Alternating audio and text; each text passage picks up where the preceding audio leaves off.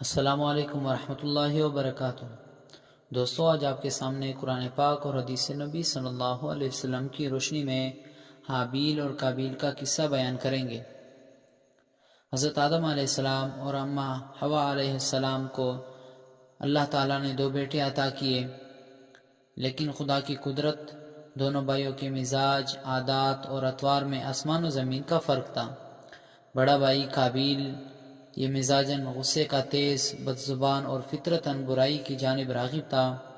حسد، بغض، سرکشی، تکبر اس کی مزاج میں شامل تھا، اور قابیل کا ذریعہ معاش کھیتی باڑی تھا، جبکہ دوسرا بھائی قابیل، وہ حابیل سے چھوٹا تھا، وہ بہت نیک سیرت، متقی اور پرہیزگار اور عاجز تھا، اور اس کا کام وہ بھیڑ بکریاں چرایا کرتا تھا اور فارغ وقت میں اپنے والد کی خدمت کرتا تھا۔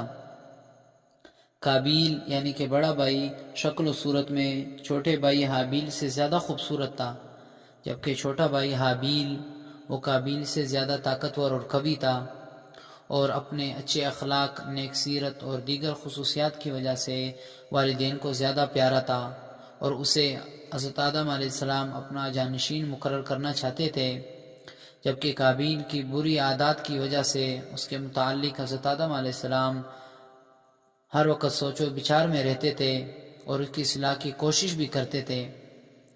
تو دوستو، یہ تھا مختصر ان کا تعارف، لیکن اب آتے ہیں کہ ان کی جھگڑا کس بات پر ہوا، ان کا جھگڑا اور کس وجہ سے ہوا۔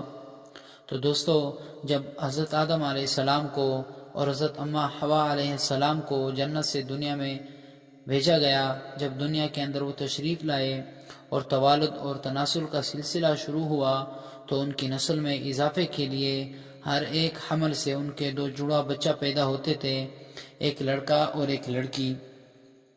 تو بہن بھائی ہونے کی وجہ سے ان کا آپس میں نکاح حرام تھا، چنانچہ اللہ تعالیٰ نے اس وقت کی ضرورت کے لحاظ سے شریعت آدم علیہ السلام میں یہ خصوصی حکم جاری فرما دیا تھا کہ حضرت حوا علیہ السلام سے جڑواں بچہ پیدا ہونے والے لڑکے اور لڑکی کا عقد نکاح، یعنی ان کا نکاح دوسرے وقت میں پیدا ہونے والے جڑواں بچے سے کر دینا جائز تھا۔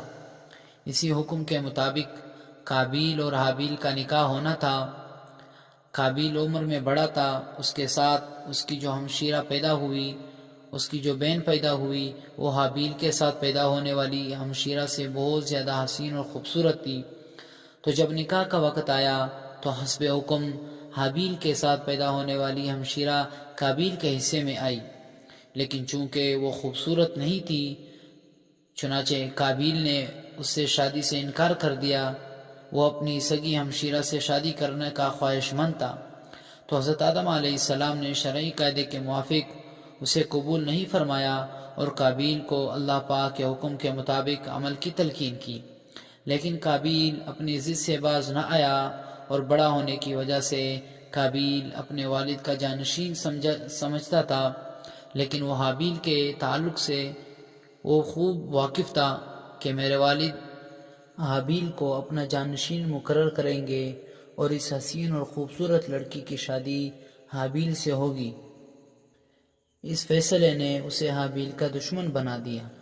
حضرت آدم علیہ السلام نے جب دونوں بھائیوں کے درمیان یہ تنازع کو دیکھا اور اختلاف کو دیکھا، تو اختلاف کو ختم کرنے کے لیے دونوں بھائیوں کے لیے یہ تجویز پیش کی کہ تم دونوں بارگاہ خداوندی میں اپنی اپنی قربانی پیش کرو۔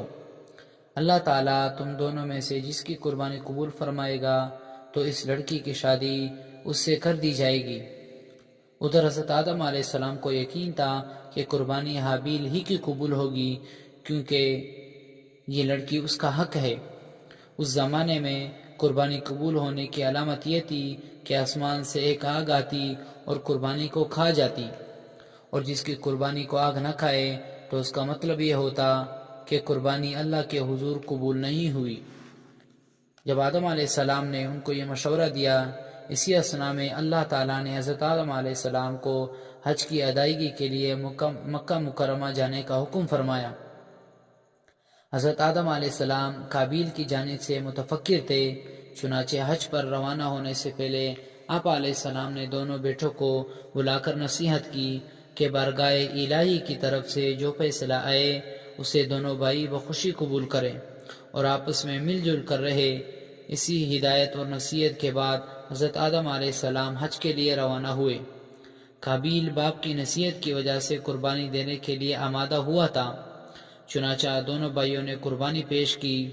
حابیل بکریوں والا تھا، اس نے نہایت عمدہ اور خوبصورت بکری رائے خداوندی میں پیش کی، اور حابیل کھیتی باڑی والا تھا، لہذا اس نے فضول اور ردی فصل کا ایک گھٹا قربانی میں دیا۔